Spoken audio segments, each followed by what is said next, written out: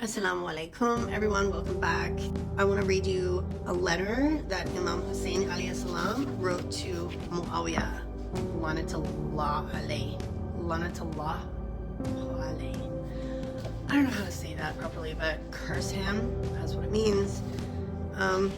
May Allah curse him. Okay, so this is the letter. Bismillahirrahmanirrahim. It was in response to a letter that Muawiyah had written to him. Okay, it says this. Your letter has reached me in which you mentioned that you've seen some things from me that you dislike, and you think that I am worthy of some other deeds that you would prefer. Then know that virtue is a path which only Allah guides to and supports in. As for what you say has reached you, know that those who gave you such news are flatterers, gossipers, and instigators. The deviants have lied. And he should know that, since he paid a bunch of people to lie to make himself look good and make Imam Ali and his sons look bad. I do not want war with you. I do not wish for conflict. My fear of Allah urges me to avoid this, lest it gives you excuse to cause further mischief along with your governors, those unjust and impious gang of oppressors who have allied themselves with Satan. Are you not the killer of Hijr ibn Adi of the tribe of Kinda, along with his companions, all of whom were pious worshippers? They would reject oppression, condemn fabrication, enjoin virtue, disparage vice, and fear not in their godly work any rebuke. You killed them out of oppression and transgression, after you made solemn oaths and guaranteed promises that you would not prosecute them for anything that happened between you. All this was in transgression against Allah and in disregard for his laws. Are you not the murderer of Ibn al-Hamq, the companion of the Prophet ﷺ, and the righteous worshipper? Did you not kill him after you promised him amnesty? Are you not the one who claimed Ziyad ibn Sumayyah ibn Abi, who was born while his mother was married to Ubayd ibn Thaqif, as your paternal half-brother?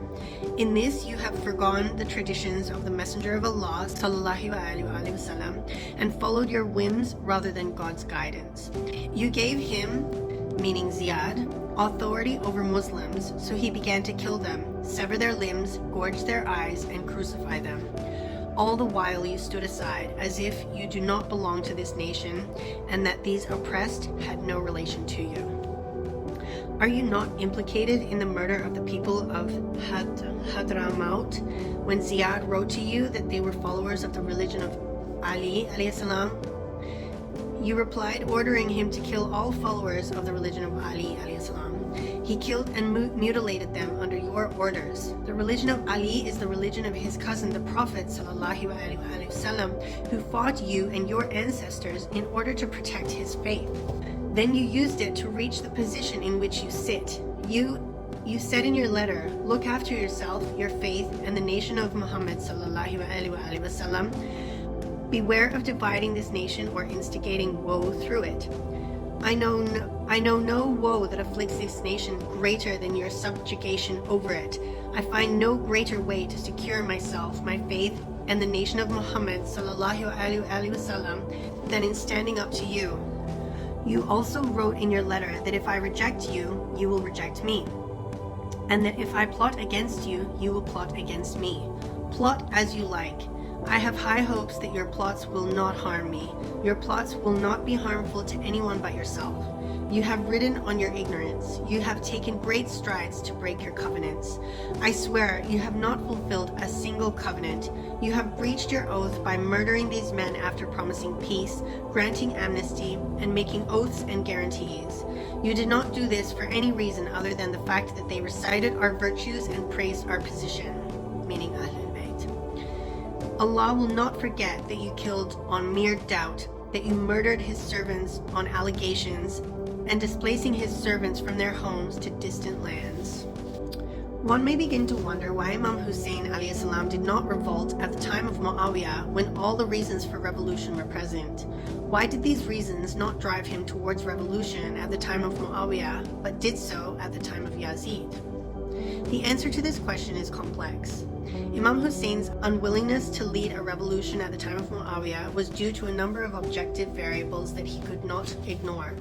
We can summarize these factors in the following points.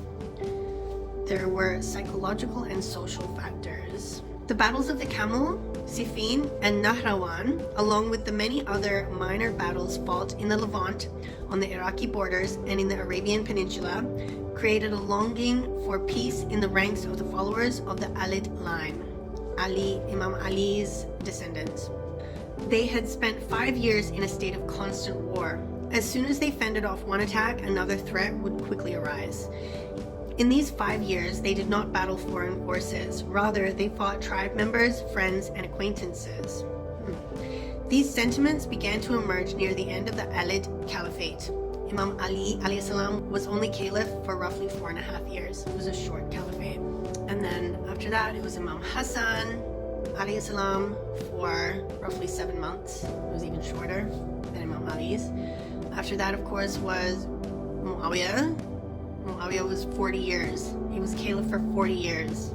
There should be no doubt these sentiments arose out of the constant trickery of Imam Ali's foes, which was most evident in the event of Takim.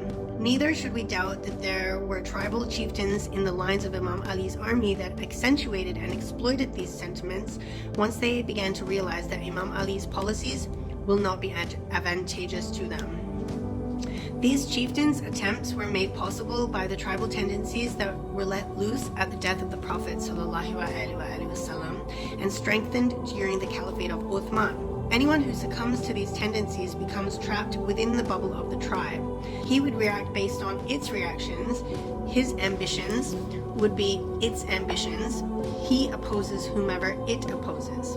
Such an individual would view things only from the perspective that the tribe espouses. He would know no values but the ones that the tribe recognizes. At the same time, the entire tribe becomes summed up in its chief. The chief is director and dictator of the entire tribe. The nation expressed its desire for peace and hatred for battle by their lethargy and trepidation when given the command to prepare for battle against the Syrian factions raiding the Arabian Peninsula and the Iraqi borders. Their lethargy and trepidation was also evident when Imam Ali alayhi salam called them to assemble again in Siffin. And let's look at that in the next part, inshallah. Stay tuned.